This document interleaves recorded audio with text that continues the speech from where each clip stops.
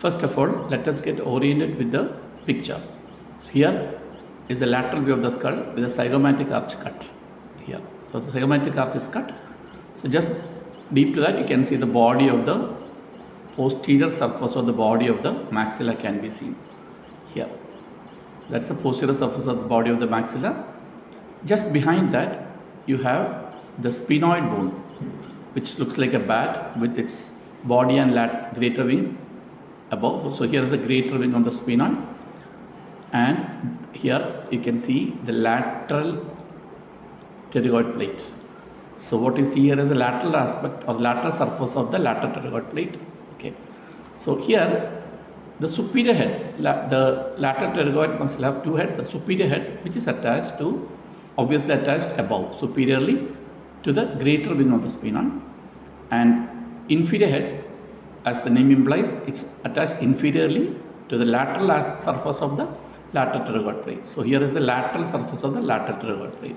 So both this heads will go posteriorly like this, like this. Okay. Now let us hold it for a second and let us get oriented with this bone. That's a mandible. That's the conoid process of the mandible, and that is the condylar process of the mandible. The condylar process has a head followed by a neck. Okay, if this much is clear to you, let us go back to the attachment. So the superior head, which is arising from the greater wing of the sphenoid, runs back, gets attached to the capsule or the articular disc and the head of the mandible, while the inferior head, which is arising from the lateral surface of the pterygoid plate, also runs along, which is bigger, also runs behind and gets attached to the neck of the mandible.